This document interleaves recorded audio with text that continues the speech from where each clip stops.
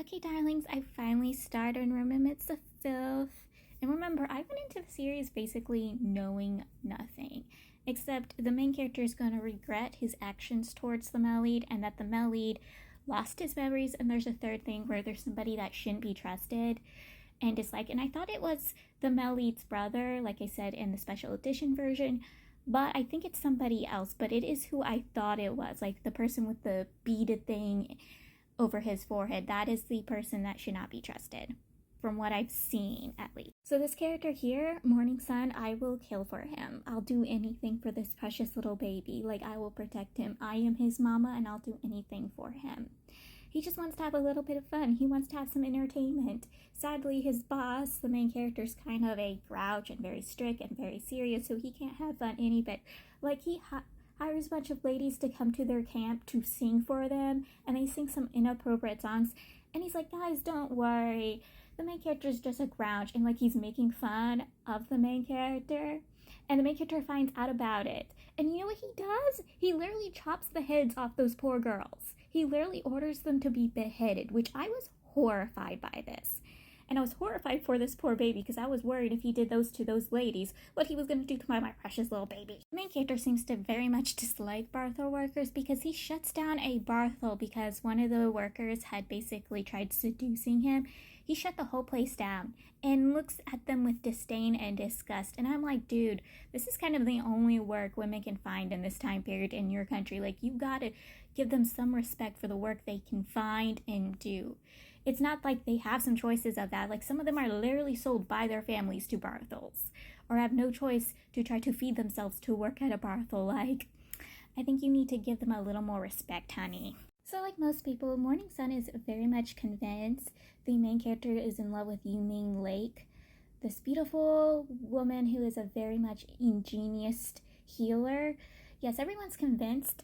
The reason why the main character doesn't go around fooling around with other people or get into different relationships is because he's after her and want to be with her, but she's a very sickly young woman, so the chances of them being together without him being too rough on her is non-existent. Yes, everyone's convinced the main character's in love with Yuming Lake. So one of the main premises of the series, and what we're led to believe for a very long time, is that the male lead betrayed his country. And for now, from the little bits I could catch, maybe he actually did. Again, like I said, I don't know anything in this series, so I don't know if he actually did betray his country or not. But some of the bits I've gotten, I kind of understand why he betrayed his country. Because one, he was an abused, mistreated slave his entire life. He worked himself to a position of general. Literally was their greatest general. Like, he had the nickname of Beast of Altar because he was so powerful on the battle people. People literally feared him when he went to battle. His men highly respected him and loved him because he treated them so well with so much care and love. He treated them to rewards all the time out of his own expense, even though he didn't get enough money. Like, this dude had not a good life. And the new emperor decided to strip him of his title, strip him of everything because he was a slave. Because his beginnings was of a slave. He decided because of that, the Meli did not deserve his titlement, didn't deserve his position, that somebody of nobility deserved it. And obviously he's going to sit there and wallow and be depressed. And you know what the main character does? The main character told him to get off his butt and go and do his job. That it doesn't matter that he's been basically scorned for what his, background was. And also, before he got stripped of his position, some of his men had died. He promised them that he would give them their rightful graves, that he would give them their names on their graves. And the emperor told him no, that they did not deserve it because they were slaves, because of their backgrounds. And the Malides goes, what happened? Basically, what happens if the Malid dies? Even though he was their most powerful general, they're basically, we're gonna literally not give him a name on his grave. F this country. No surprise he went F you guys and betray them, because honestly, I would probably betray this country too. I mean, when they kill the Malid and another general goes and face off the main character in the battlefield, that dude basically states that he shouldn't fear the main character, the Malid, he shouldn't fear him because, again, the Malid's just some sort of slave. Even though the Malid, again, was their fearsome general. Won other countries feared on the battle, and they lost the battle. I am not kidding. So don't worry, the main character didn't straight away think the Malid was a traitor who betrayed their country. He full-on believed in the Malid and was going around telling other people to believe in the Malid, that this wasn't true, until he saw the Malid's battle techniques in battle and saw the Malid face to face in battle. And he even is pleading to the Malid, if the Malid wants to take someone's life, if he wants to punish somebody, don't punish their country, punish him instead. And the Malid is like, okay, you think this is going to stop me? And full on stabs him. I am not kidding. The Malid does stab the main character, destroying the main character's full on heart when he does this.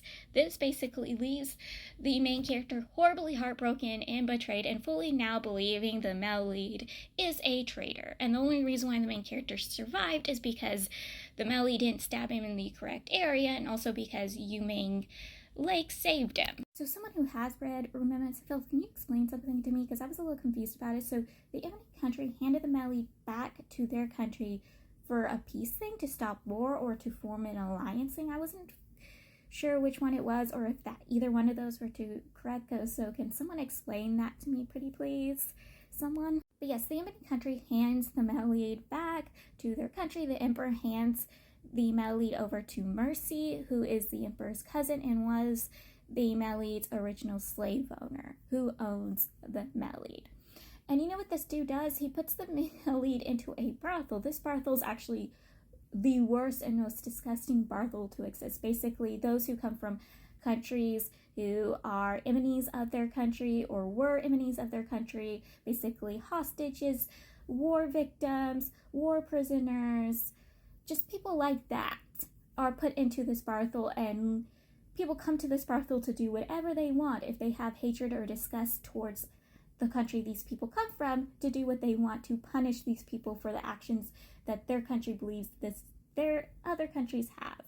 So yes, the Malid is put into this brothel to entertain anyone that wants to basically punish the Malid for his transactions. And he spends 2 horrible, vile years, who, again, the Malid has the mindset of a wolf or a small child, is being punished, and I mean literally physically and sexually abused throughout this freaking brothel. Yeah, it makes me disgusted with the people that go after the Malid. I am not kidding, I'm very disgusted. So the main character, he hadn't cared what was happening to the Malid this past 2 years until a friend of both of them, Evening Snow, tells him where he can find the Malid and what's been happening to the Malid these past few years. So the main character goes to the location and finds out how terrible the situation for the Malid is. At first he had went out there because he was angry, jealous, and in anguish, and wanted to let his anger out on the Malid until he sees the true situation of the Malid and is very furious for the Malid. Does he leave the Malid there? Yes, he does. But he does give the Malid the first earn of money that he has earned this entire time, because the people who go and visit the Malid does not pay the Malid for their visits. Yes, I am disgusted with these people as time goes on. I literally want to fight everybody in this freaking book. Watch me, I will. Except for my sweet, sweet morning sun. He won't, I won't fight.